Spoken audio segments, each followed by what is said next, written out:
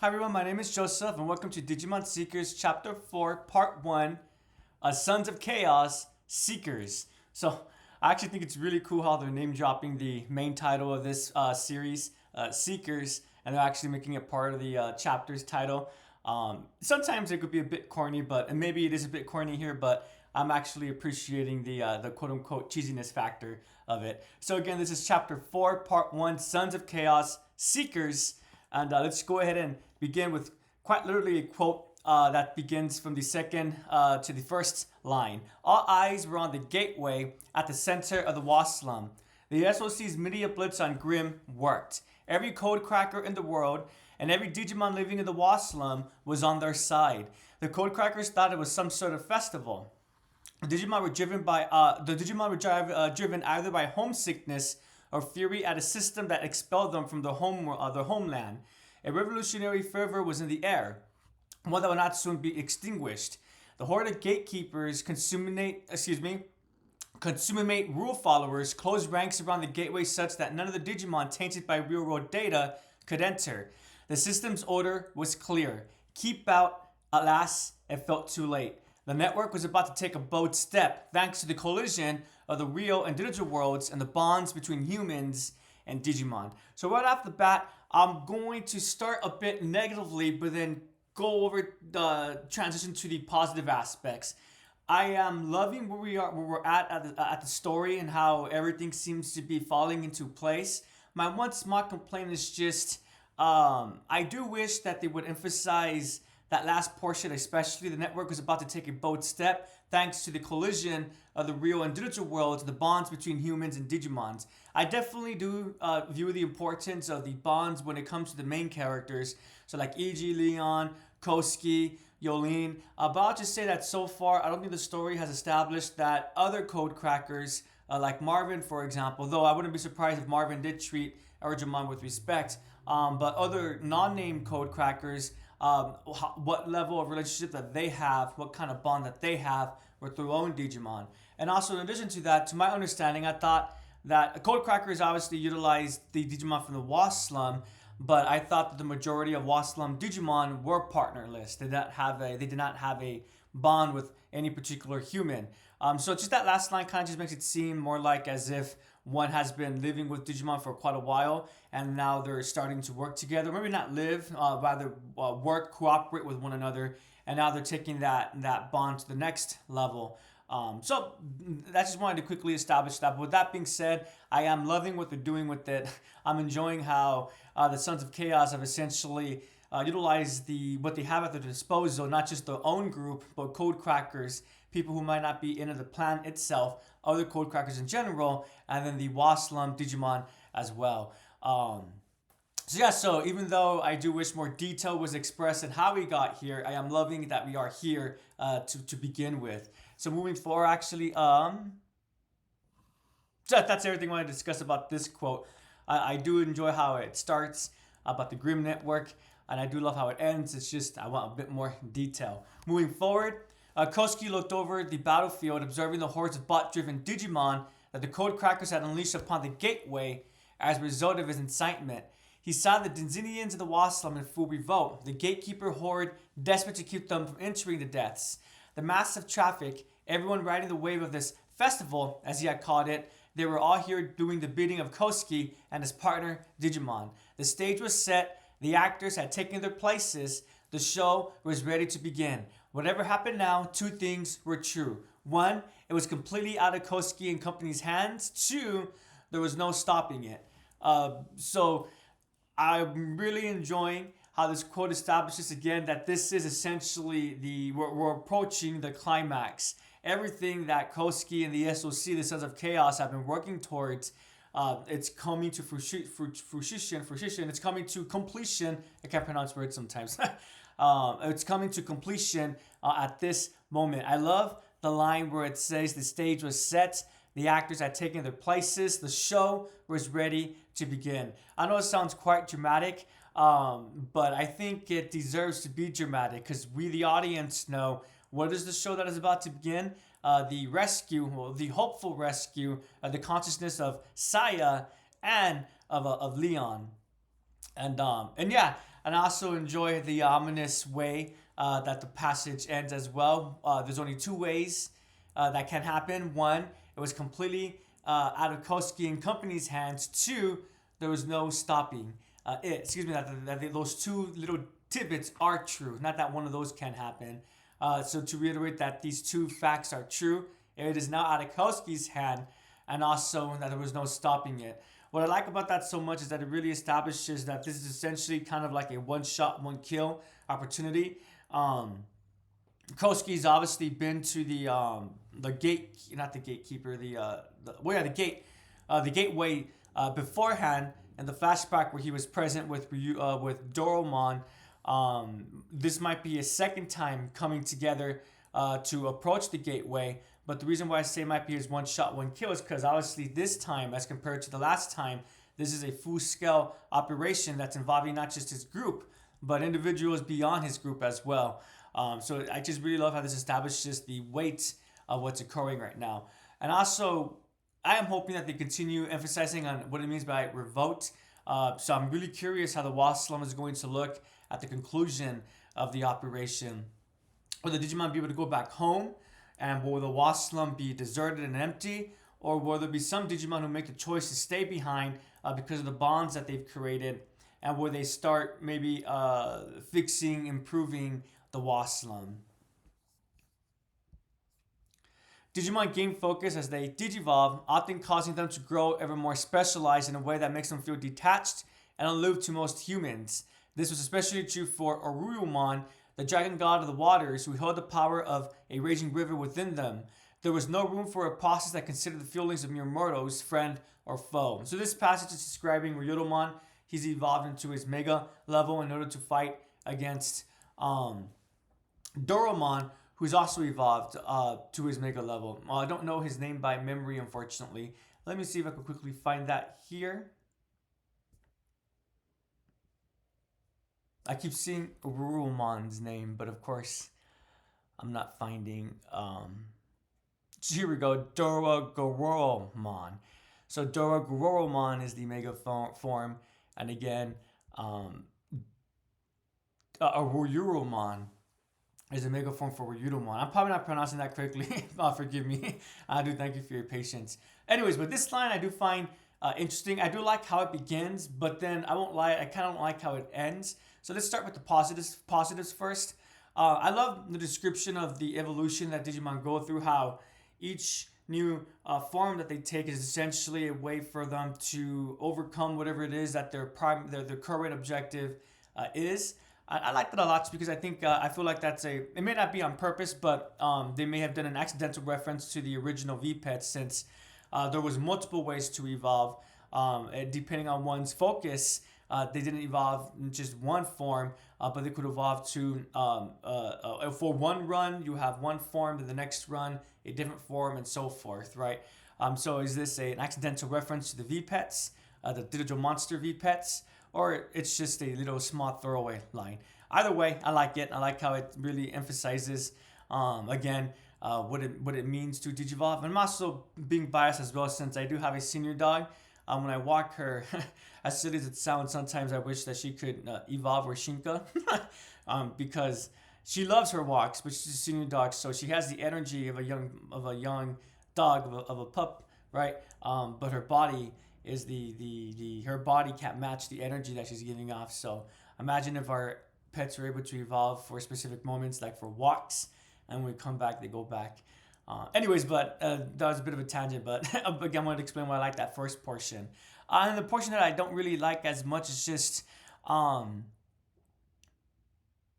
I guess it begins in the first portion and then leads into the second portion. So that they evolve in a way that makes them feel detached and aloof to most humans. Actually, no, I don't mind that, because the word "feel" that implies that it only feels that way, but it may not be a fact, right? Like a really great example about this would be like if one is in a working setting when you first start working, and one has their boss. One might feel uncomfortable speaking to the boss at first because it feels intimidating, but that boss is actually a cool individual. They know how to communicate with not just their peers, but also with people beyond their field as well. So in other words, they know how to communicate well. they're personable, then more than likely that feeling of intimidation is going to go away. I would assume that this is that's what I'm hoping that this is what that's referring to as well here. It makes the Digimon feel detached and aloof to most humans. But humans who are close with the Digimon understand that despite their evolution, despite the different shape that they're taking on, they're still the same Digimon, right? I think the real great example about this would be Guilmon from Tamers. um, and how when Guilmon turned into Graumon, Takaru at first was a bit scared and nervous because, well, Graumon's intimidating. He's ferocious looking, but he still had the mannerisms and behavior of Guilmon, right? So even though he looks more ferocious looking, he's still just as innocent. He's just Guilmon, right? He's still just Guilmon. But then leading off, so I'm again, excuse me, I know I said I didn't like that, but then I realized, no, I do like it. I'm neutral towards it. I think, again, it's reiterating to how it can feel like the Digimon are detached, but in reality, it's not like that. They're just taking upon a new form. But the part that I don't really like as much is there was no room for a process that considered the feelings of Miyamoto's friend or foe. I just don't like that part because this chapter, the franchise as a whole, just really seems to emphasize the idea of bonds and what that could do for those people in those relationships, not just romantic relationships, but be it a friendship, working partnership, familial bond. There was no room for a process that considered the feelings of Miyamoto's friend or foe, and that just kind of feels like it's less a partnership and more like it's one way. I know what the story's trying to do. It's trying to highlight that when one evolves, it comes with a new criteria of power, a new set of power level. But I do wish that they still focus on, or rather, they didn't really focus on the Digimon becoming less quote unquote human. It's rather, I feel like they're describing them as being a bit more monstrous. So really leaning into the digital monster part. So hopefully that makes sense. If it does not, please do let me know in the comments. And yeah, so moving forward, Professor Rujinji's hardest working students were reunited at last. To call them one-time acquaintances or childhood friends would be a gross understatement. They once entrusted a portion of their lives to one another, investing their futures in and devoting them to their beloved professor, in order to bring a monumental project to life. They were of the same mind, albeit not actually mind-linked until they weren't. That connection vanished in an instant, along with Saya Ruzunji. So what I like about this line so much, or this passage, is I feel like it really does emphasize the tragic aspect that the story is trying to contain or trying to hold. And what I mean by that is this story is not just about EG and Leon. I would argue that this story is about, on a grander whole, what happens when one loses their loved one. And EG is definitely part of that, right? His loved one being his friend. But we also have foiled to that Kosuke losing his loved one. So that tragic moment when Leon chooses to protect him, chooses to help EG to protect EG, so he risks himself to protect a friend. And then we have Saya. We don't specifically know the details of why she went to DMIA, but it wouldn't surprise me if she did something heroic as well, or something. It wasn't just an accident. But that was a tragic instance as well, where Kosuke lost a loved one. And one would think that after this tragic instances, that they would start working with the people who can assist them. So in this instance, Kosuke will want to start working more closely with the professor and with Yolene, since they're the individuals who have the most knowledge about the digital world. But obviously that did not occur. They all went their own separate ways. We see that for Leon, I'm assuming that for EG, when he had his tragic instance, that did encourage him to start working more closely with the individuals that he could work with. But there is a big difference, right? Because Kosuke is the one that approached EG. And EG, although he didn't know he could approach Kosuke, I wouldn't doubt that if he made the choice to approach him, he would have done so. It would have been part of his own agency. But again, the only reason why EG didn't do that to begin with is because he had no idea who Tartarus was, right? He worked with him kind of a little bit through the Sons of Chaos, but he never spoken with him directly, not until Kosuke made the choice to engage with EG. So I like this line because I think it does highlight the tragedy that's present in the story. Yolene should be working with Kosuke, and Kosuke should be partnered with Yolene, but they're not. They're on their own paths, and it's two individuals who are essentially two sides of the same coin. they should be working with one another, but unfortunately, instead they're butting heads. So I really like how this passage ends. They were of the same mind, being actually mind linked. Until they weren't, that connection vanished in an instant, along with Saya Rizunji. So I liked how they're being so symbolic. They were of the same mind, being actually mind linked. So basically saying they were so closely aligned with their ideals that it's almost as if a human mind linking with their digital partner. But the ellipses into they weren't. So let me read the whole line again. They were of the same mind, being actually mind linked until they weren't. So the until they weren't is emphasizing despite not actually mind linked literally, they were figuratively mind linked until all of a sudden they were no longer of the same mindset. Again, this is when Kosuke chose to take the monkey year of Tartarus, and Yolene chose to pursue her career in the digital police force after her little stumble a little bit, because we discovered in the last part she didn't do that right away. That connection vanished in an instant, along with Saya Ruzunji. So two friends who are unfortunately at odds with one another. Moving forward, so long as our target is Tartarus, I had to be the one to do this. Excuse me, this is Yolene speaking with Sasutsuki. It's a minor little memory that Sasutsuki is recalling as she views the battlefield from her Kajira-mon. Oh, she's in a Murakuri-mon, excuse me. So let me start over. So long as our target is Tartarus, I had to be the one to do this. Yolene was now Yolene was now locked in a way. Sorry, I'm struggling with this line. Let me start over. Thank you for your patience. Yolene was now locked into that very fight, and Sasutsuki was the only mind linker she could trust to control the tempo on the battlefield. If Sasutsuki exceeded her mind link limit, the entire mission might well be lost. She wouldn't be able to reconnect right away either. The Digipolice had formal protocols, and crossing the C or L lines meant disciplinary actions and the entry of a written apology into the officer's record. Sasutsuki, I need you out there issuing commands on the battlefield, Yolene told her. Her capability with Nomimon meant she could be made mind-linked longer than anyone on the force. That gave her the best chance of following the SOC's plans. So I like this passage because I believe it does reiterate Sasutsuki's her more serious side. Sasutsuki at first may seem to be a hard-headed individual who's a bit too brash and maybe too not outspoken but too outlandish to be part of the digital police force. But right here we see that despite Sasutsuki wanting to join Yolene, there's two aspects that Yolene trusts Sasutsuki for. So even though in case one forgets, in chapter 2, when EG first encounters, not the first time, excuse me, the second time when EG has his encounter with the Digipolice because he's doing his job for, now we know, Tartarus and Doraemon. At the time we did not know he was in his rags. Doraemon was in his rags. They have a fight, they being EG and Sasutsuki, they have a fight. And she stays in her mind link for a bit too long, and she actually gets told off a little bit about that when she goes back to the real world. And despite that mistake, despite that mishap though, one would think that, well, Yolene wouldn't trust Sasutsuki, but it's actually the other way around. Sometimes Sasutsuki makes mistakes because she's a bit too gung-ho, but despite those mistakes, she's still trustworthy. She's not making those mistakes because she doesn't know what she's doing, but she's making those mistakes because she's maybe a bit too committed, a bit too committed, too locked into completing whatever her mission objective might be.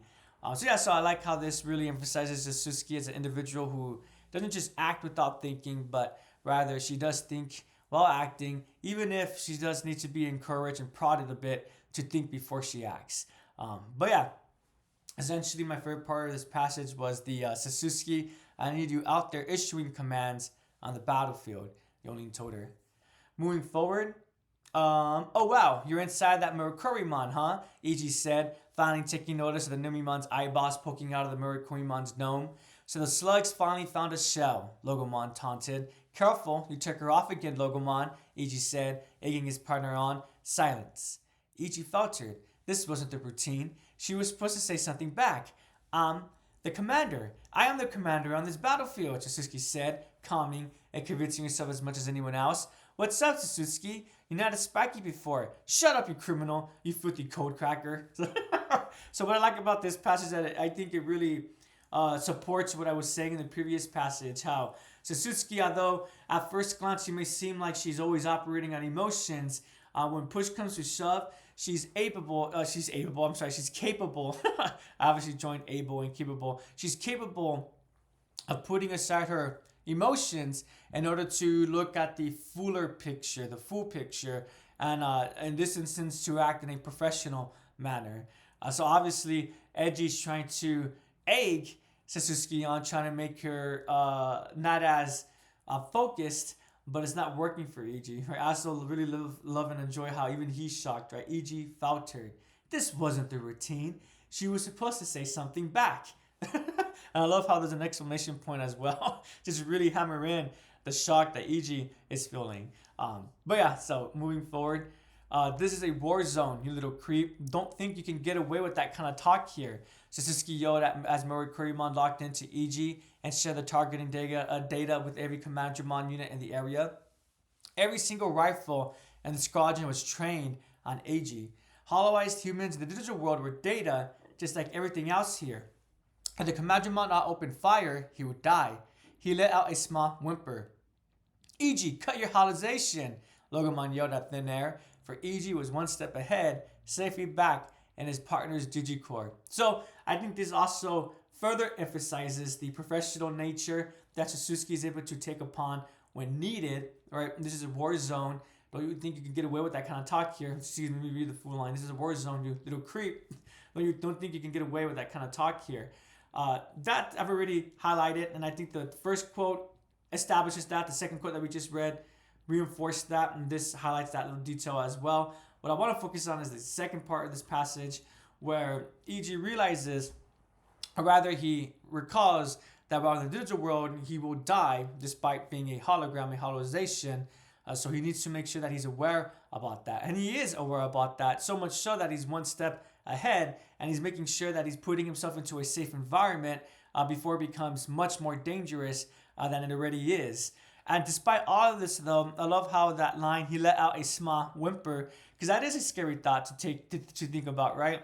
If you're realizing that, I mean, it says, didn't it, every single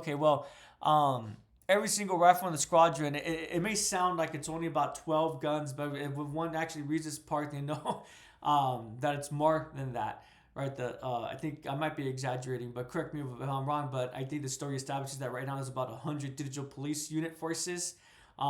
So that's a lot of gunpowder, and so that would be a little bit intimidating to realize, I might be losing my life here because I'm in a war zone, right? So I think it's natural for each to let out a whimper. I will concede that I think for protagonists, we don't think of our protagonists whimpering, because right now I'm playing The Witcher 3, for example. I can't imagine Geralt of Rivia whimpering. While reading the Expanse, the book series, one of the main characters, I won't be specific in case one ever reads it, but there's a main character who becomes captured and is a prisoner for, I think, 27 years, close to 30 years. And when he is interrogated or tortured, he doesn't really whimper. He just grunts of pain, but I would argue that being tortured versus a realization, that would make sense why one would let out a audible sound, right? So I really like that they had EG whimper, because I think in today's time, there's different kinds of protagonists. Samurai Jack would be another one. I can't imagine him ever whimpering. But Jackie Chan Adventures, Jackie Chan, I could imagine him maybe not whimpering, but being a little bit like, do I really need to fight you? And then moving forward. And I can't really think of other examples at the top of my head currently. I guess another kind of example would be Cusco from The Emperor's New Groove. Once he has his character arc, I would argue that when he wants to do something positive, if he has to risk himself, he might whimper a little bit, but he'll do it because he knows that's something that he needs to do. So, anywho, that, excuse me, a long tangent, which is essentially just me to say, I really do like that they included that he did whimper. But despite EG whimpering, it was not a moment of defeat, but rather a moment of realization, and he was taking the necessary steps to ensure that he was safe. And then lastly, what I'll say about this quote, it's really quick, but I love how Logomon yells, cut your E.g., cut your holocalization. For me, that just shows how they have care for one another. And Logomon was concerned because he cares about E.G. So I really do like that Logomon's reaction was like that. And I love how E.G. was one step ahead. Wanted, this isn't some ordinary patrol or manhunt. I've been deployed for battle. The SOC will face the full force of the Digipolice and brought to justice for the violation of the Digitally Submersive Activities Prevention Act. What? E.G. yelled. We're taking you out, whether you like it or not. Fire! Muzzle flashes lit up the area as a Commandramon unleashed a hail of bullets from their M16 assassin rifles. Logomon, sensing they were about to open fire, dove behind a nearby boulder. Logomon, you okay? She's at her wit's end this time. She's got a squad of 100 or more Commandramon at her disposal. This was a massive upgrade from the last encounter in the 9th District, where she had a dozen or so units at best. She says she's a company commander now.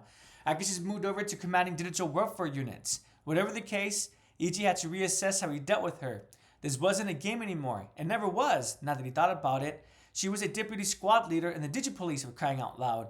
If it were just Numimon, we just had to worry about smelling like crap, Logomon snarked. So, again, I love how this really highlights essentially what I said about Satsuki, how at superficial level, it looks like she's a very emotionally driven, but when it push comes to shove, she can set aside her emotions. I would argue that sometimes one could see the same superficial conclusion about E.G. that looks like he's always going to operate on emotions. But I love in this instance, we see that again in the previous chapter, E.G. is forward thinking, but also in this instance, he's also able to reassess the situation. They're now in a new environment where there's a lot more danger present as compared to the past. But yet, despite that, is E.G. going to give up? No. He just has to reassess the situation and adapt. Come up with a strategy to move forward from here. And excuse me, pardon me, that was a hiccup. And what I also like about this is this passage also demonstrates Logomon's capacity for forward thinking as well. Let me read the line. Logomon, sensing they were about to open fire, dove behind a nearby boulder. Again, I just really like how the story establishes that these individuals, not just E.G., but all the main characters, they're all individuals to be taken seriously. They're not just pushovers. I think that's really awesome and really helps to highlight that these individuals have agency and they're not afraid of utilizing their agency for defense, for completing the mission, for whatever it is that needs to be. And the reason why I'm really emphasizing agency is just because whenever a character acts because they want to act, I think that's always a lot more fun versus a character who is only acting because they're forced to act or their accidental actions. It's not on purpose. They're not making the choice to do it on purpose. It's just by accident. But that's not true in this story, right? In this story, everyone's fully using their agency, and I really do love that. I think it really makes for a more exciting story.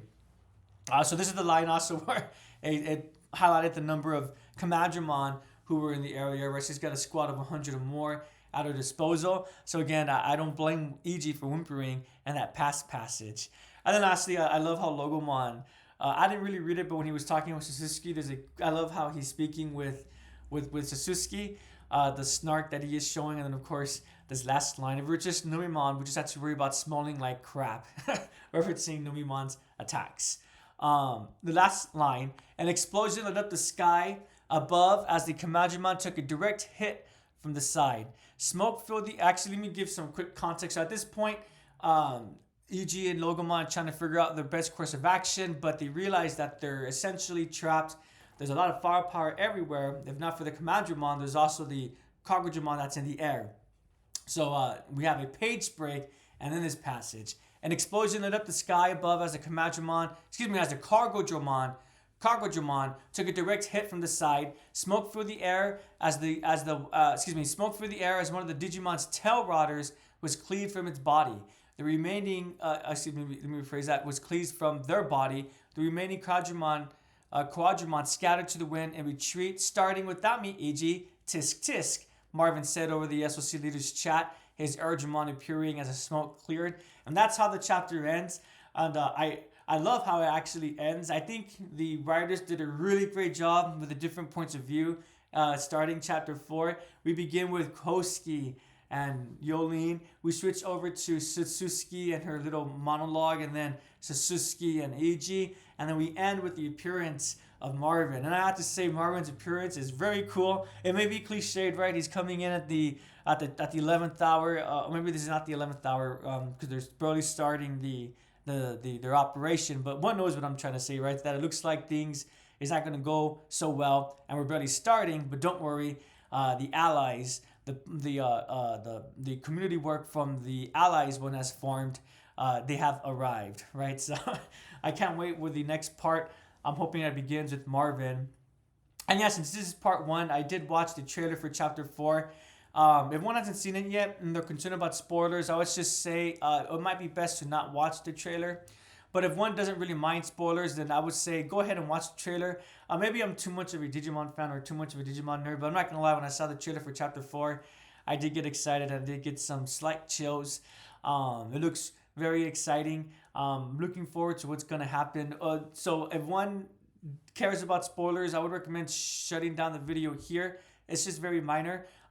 If you are going to leave, my question for you is, what did you think of Marvin's appearance? I personally thought it was really awesome. It was great. I'm really looking forward to, I'm really hoping that the next part again starts directly with Marvin, and Marvin ends up working with Eiji for a bit before they each go their own way, or better yet, they continue working together. And if one is leaving after this, thank you so much for listening and watching. I do appreciate it. I hope you have a prodigious day. For everyone else, though, so from the trailer, what I want to quickly discuss, I'm really hoping that Professor Ryuzenji is not going to be the antagonist or the villain for this story. If one watched the trailer for chapter 4, there's a little scene where the professor is standing beneath a black Agumon who looks like the black Agumon is unconscious. And he's telling, it looks like to be, I don't know who he's speaking with. I'm going to assume it was Kosuke. But he says, thank you for caring so much about my daughter, and something along that nature. And then the scene switched over to Eiji saying, think about this, Tartarus, or something like that. The way that the trailer portrayed the professor in that scene, it did seem a little bit like the professor had nefarious motives, but I'm really hoping he's not the villain, just because I feel like that's going to be a bit too cliched. Digimon's already done the mad scientist trope with Digimon Savers. I know it's not as popular as Adventure 1 and 2 Tamers, and Adventure 1 and 2 and Tamers essentially. I know Frontier is definitely not as popular, and Savers, I would argue, is hopefully a bit more popular, but it wouldn't surprise me if it's not. But despite that plot detail not being in a popular story, the fact that Digimon has done it already, I was hoping that they'll move away from that plot point. So I'm really hoping that that's just a red herring. It's meant to throw the audience off. Frankly, at this point, since we're at chapter 4, I wouldn't mind if there is no villain per se. If rather the villain was just the objective of rescuing a loved one who went into a coma. But we'll see as we continue with the story. Despite that small detail, I am still quite excited for the rest of Digimon Seekers. I'm hoping that we'll have at least maybe like some kind of epilogue after this chapter. I'm hoping this won't be the last chapter, just because I feel like we have a lot we need to do still, and I'm really going to give them the benefit of the doubt that they'll succeed in telling this story. And yeah, I'll be covering this when I do my review for Digimon Seekers Chapter 3. But another thing I wanted to quickly discuss, I do love how Chapter 4 began, but I do feel like maybe we needed some kind of another intermission, like the way that Chapter 2 had. Or maybe even an additional chapter, a short chapter, where they discuss the SOC's relationship with other code crackers, individuals who may not be part of the group properly, but they work with other groups before in the past. Maybe some details about, well, we saw how EG was going through the Wasp slum in the train, right? But more than just that, how the SOC was able to convince Digimon without partners to join in this festival or the revolution. I think that would have been just really helpful to just really completely set up the stage that the story is creating, or that the story is playing out. But with that being said, again, I'm loving where we're at. I am looking forward to where the story continues as we go forward from here. So thank you so much for watching and listening. I do appreciate it. As a quick reminder, what was the question for this video? What was your opinion on Marvin's appearance? Did you think it was too cheesy, or did you think that it was just awesome, just right. I'm in the latter camp, obviously. I thought it was awesome. And I love his little starting without me, e.g. tisk tisk. I just like that a lot. Anyway, again, thank you for watching. Oh no, I did it again. This is the second video, I believe. Well, at least I caught it at the end, and I added the little vital bracelet stand. Anywho, again, thank you so much for listening / watching. I do appreciate it. Have a prodigious day, and I'll see everyone next week. Take care.